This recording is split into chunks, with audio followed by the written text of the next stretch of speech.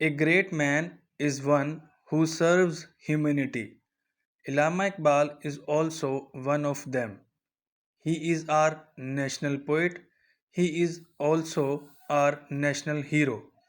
Iqbal is my favorite personality.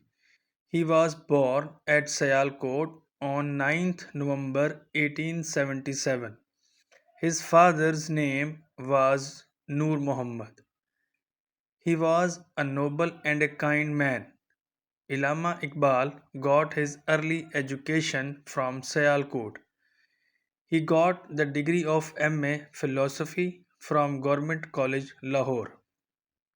Then he went to England for higher education.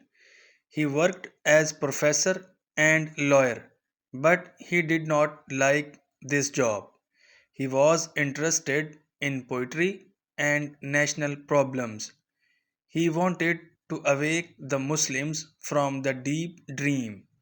He expressed his feeling in his poems. He wrote many poems for children and youth. His poetry is full of messages.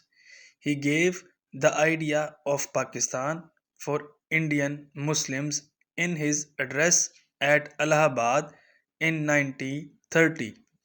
He was a true Muslim and a kind man. Bangedara, Bale Jibreel, Zarbe Kalim are his famous Urdu poetry books.